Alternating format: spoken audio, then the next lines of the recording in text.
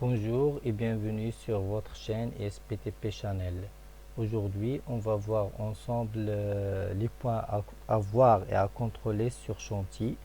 Premier point à voir et à contrôler, c'est la finition des regards des eaux usées et eaux pluviales, puisque on contrôler la finition des enduits, des regards et même la finition de toutes les composants de regard euh, telles que la largeur, la longueur, épaisseur et même les finitions des tampons, etc.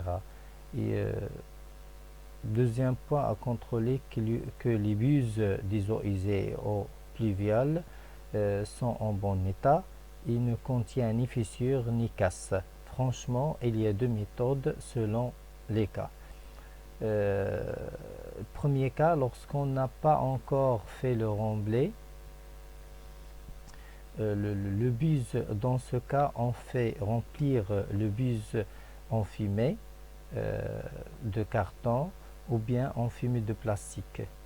Et si le fumée sort à l'endroit de fissure, ça reflète que le fissure existe. Si le fumée ne sort pas, ça reflète que le buse est en bon état.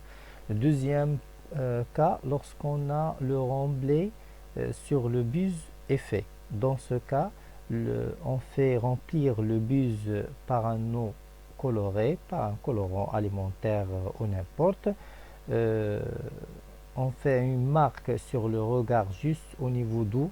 Après 24 heures, on vérifie le niveau d'eau. Si le niveau reste le même, dans ce cas, le buse est en bon état. Si le niveau est réduit, automatiquement, il y a une fissure sur le buse. Voilà.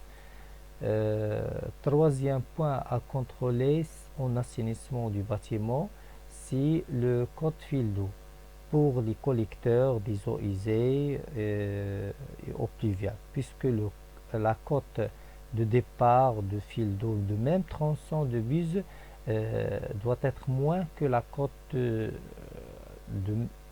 à la fin de rejet de même buse, ou bien de même tronçon de buse d'assainissement, d'écoulement, afin d'assurer l'écoulement gravitaire des eaux usées et eaux pluviales.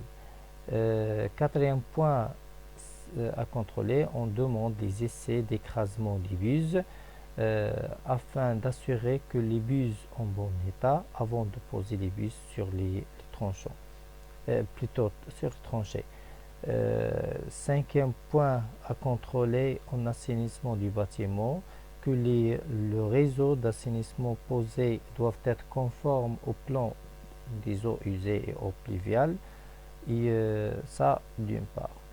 Sixième point à contrôler, il faut assurer et vérifier que les types des buses fournées sont conformes à celles demandées sur CPS, par exemple, buse en PVC ou buse en amiante ciment ou n'importe.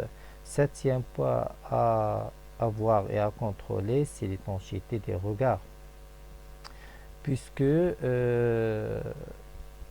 puisqu'on peut remplir le regard en eau et boucher les bouches des buses au niveau du regard par des sacs en plastique, par exemple, puisqu'on fait remplir le regard en marquant le niveau d'eau sur le regard et après 24 heures, on vérifie le niveau. S'il réduit, ça reflète qu'il y a une fissure. S'il ne réduit pas, on dit que le regard est en bon état. Voilà. Huitième point à voir et à contrôler, que la fosse de relevage et les caniveaux doivent être conformes au plan d'exécution de la fosse de relevage exécuté par le bureau d'études et le descriptif du marché. Neuvième point à contrôler concerne le plan de recollement exécutés par l'entreprise doivent être semblables et conformes à tous les travaux réalisés sur terrain. Voilà, on arrive à la fin de cette vidéo. Je vous remercie infiniment pour votre attention. N'oubliez pas de vous abonner et aussi de visionner toutes les vidéos affichées sur l'écran, car vraiment sont très importants et sont très intéressants. Et pour voir plus d'infos à propos des points à contrôler sur chantier, n'hésitez pas de vous abonner sur ma chaîne SBTP Channel. Au revoir et à bientôt.